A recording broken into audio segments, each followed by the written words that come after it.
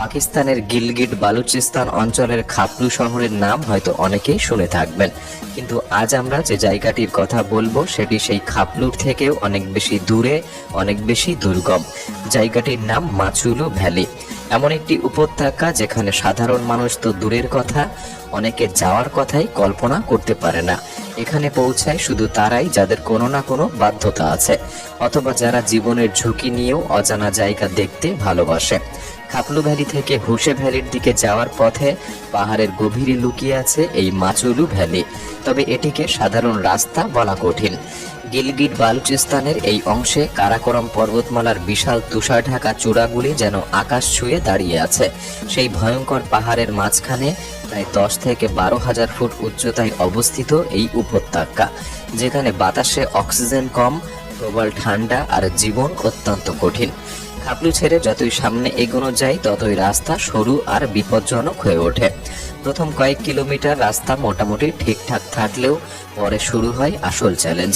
পাহাড়ের বুক কেটে তৈরি করা সেই পথ এতটাই ঝুঁকিপূর্ণ যে অনেক সময় স্থানীয় চালকেরাও ভয় পেয়ে যায়।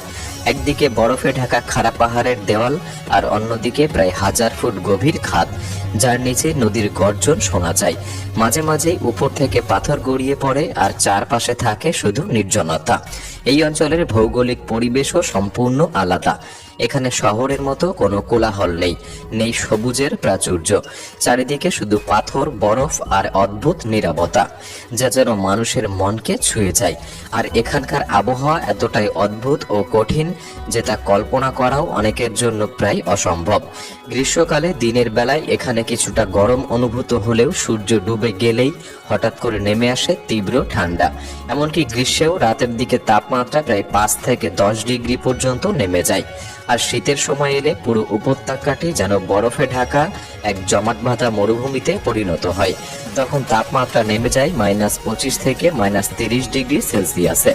প্রচন্ড তুষারপাতের কারণে মাসের পর মাস রাস্তা বন্ধ থাকে। মানুষ তখন প্রায় ঘরবন্দি হয়ে যায়। এমন সময় বাইরে বের হওয়া মানে যেন মৃত্যুকে ডেকে আনা।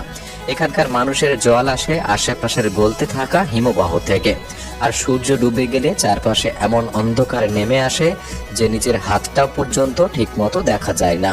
তখন আকাশ ভরে যায় অসংখ্য উজ্জ্বল তারায়, যেন হাত বাড়ালেই তাদেরকে ধরা যাবে। উপত্যকার নিচ দিয়ে বয়ে গেছে শোক নদী, তার গর্জন যেন সবসময় মনে করিয়ে দেয় এখানে মানুষের নয়, প্রকৃতিরই শেষ কথা। এই মাচুলু ভ্যালি হয়তো পৃথিবীর মানচিত্রে একটি ছোট্ট বিন্দু মাত্র, কিন্তু যারা এখানে বাস করে তাদের জন্য এটাই পুরো পৃথিবী। এই উপত্যকায় মূলত বাল্তি এবং চীনা ভাষাভাষী মানুষের বসবাস। প্রজন্মের পর প্রজন্ম ধরে তারা এই সীমান্তবর্তী পাহাড়ি অঞ্চলে বসবাস করে এসেছে। তাদের পূর্বপুরুষরাও এখানেই ছিলেন, তাই এই কঠিন জমি তাদের পরিচয়। পুরো উপত্যকায় মাত্র 40 থেকে 50টি পরিবার বসবাস করে। তাদের ঘরগুলি ছোট, পাথর ও মাটি দিয়ে তৈরি। প্রবল বাতাসে ছাদ উড়ে না যায়, তাই ছাদের উপর বড় বড় পাথর চাপা দিয়ে রাখা হয়েছে। বেশিরভাগ ঘরেই একটি মাত্র কক্ষ থাকে, আর সেই এক ঘরেই পুরো পরিবার বসবাস করে। শীতকালে সেই ছোট্ট ঘরই হয়ে ওঠে তাদের কাছে পুরো পৃথিবী। এখানে সকাল শুরু হয় খুব ভোরে, ভোর 4টে থেকে 5টার মধ্যেই পুরুষরা উঠে পড়ে, কারণ কাজ অনেক আর সময় খুব কম। প্রথমেই তারা গবাদি পশুর যত্ন নেয়। প্রায় প্রতিটি বাড়িতেই ছাগল আর গরু রয়েছে। এই পশুগুলি তাদের জীবনের প্রধান ভরসা। খাবার দেওয়া, বাইরে চড়াতে নিয়ে যাওয়া সবই তাদের নিয়মিত কাজ। শীতের সময় আবার এই পশুগুলিকে ঘরের কাছেই রাখা হয়, যাতে প্রচন্ড ঠান্ডায় তারা মারা না যায়। নারীদের জীবন আরও এখানে বেশ কঠিন।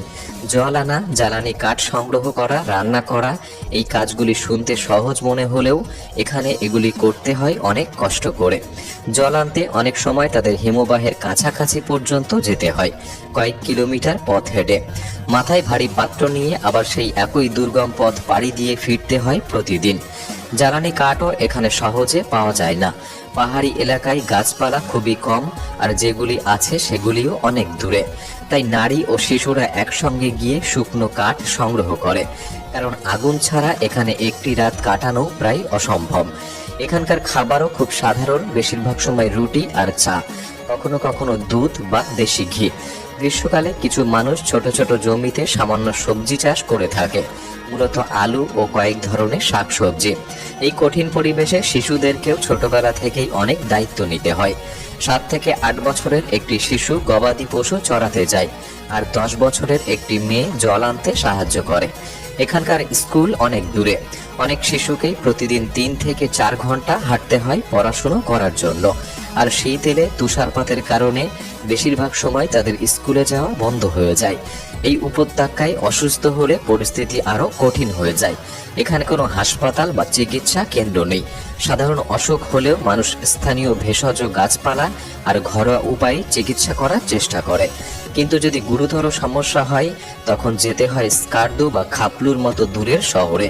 এই দুর্গম পাহাড়ি পথে জরুরি অবস্থায় সেখানে পৌঁছানো প্রায় অসম্ভব হয়ে পড়ে। অনেক সময় তখন মানুষের ভরসা থাকে শুধু ভাগ্য আর প্রার্থনার উপর। রাত নামলেই এই উপত্যকায় নেমে আসে এক অদ্ভুত নীরবতা। এখানে বিদ্যুৎ নেই, তাই আলো বলতে থাকে ছোট্ট একটি লাল রঙের কেরোসিনের বাতি।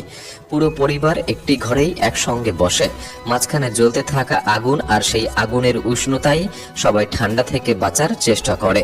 বয়স্করা তখন পুরনো দিনের গল্প বলেন, শিশুদের মন ভরিয়ে দেয় এই গল্প দিয়ে। তারপর ধীরে ধীরে সবাই ঘুমিয়ে পড়ে, পরদিন আবার সেই একই কঠিন জীবনের লড়াই শুরু করার জন্য। এখানকার মানুষের পোশাকও পুরোপুরি এই কঠিন আবহাওয়ার সঙ্গে মানিয়েই তৈরি হয়েছে।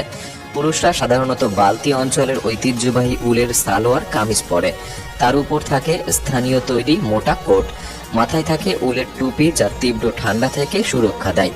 পায়ে থাকে হাতে বানানো চামড়ার জুতো বা স্থানীয়দের তৈরি মজবুত জুতো। নারীদের পোশাকও এখানে বেশ আলাদা ও ঐতিহ্যবাহী। তারা উলের শার্ট ও সালোয়ার পরেন, আর তার উপর জড়িয়ে নেন মোটা উলের বড় শাল, যা ঠান্ডা থেকে শরীরকে রক্ষা করে। মাথায় সবসময় একটি ওড়না বা স্কার্ফ জড়ানো থাকে। বিশেষ করে কোনো অনুষ্ঠানে তারা প্রজন্মের পর প্রজন্ম ধরে চলে আসা ঐতিহ্যবাহী গয়নাও পরে থাকে। এর মধ্যে থাকে রূপার কানের দুল এবং পুরনো মুদ্রা দিয়ে তৈরি বিশেষ ধরনের হার, যা তাদের সংস্কৃতির একটি গুরুত্বপূর্ণ অংশ। এই কঠিন পরিবেশে টিকে থাকার জন্য এখানকার মানুষের খাবারও খুবই সাধারণ, কিন্তু শক্তি জোগানের মতো। তাদের প্রধান খাবারের একটি হলো ঘিয়ালিং, গম ও যবের আটা দিয়ে তৈরি মোটা ধরনের রুটি, যা পাথর বা লোহার তাওয়ায় রান্না করা হয়।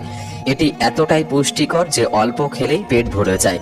আরেকটি জনপ্রিয় খাবার হলো মলিদা, যেখানে গম ভিজিয়ে গুঁড়ো করে তার সঙ্গে ঘি ও চিনি মিশিয়ে তৈরি করা হয়।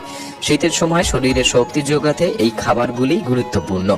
এখানে সাধারণ চায়ের বদলে বেশি জনপ্রিয় নোনতা চা, যাকে বলা হয় গুড়গুড় চা। এতে থাকে লবণ, মাখন ও দুধ। তীব্র ঠান্ডায় শরীর গরম রাখতে এই চা খুবই উপকারী। বিশেষ উপলক্ষে এখানে মামতু বা ডাম্পলিংও তৈরি করা হয়, যার ভেতরে কিমা মাংস বা সবজি ভরা থাকে।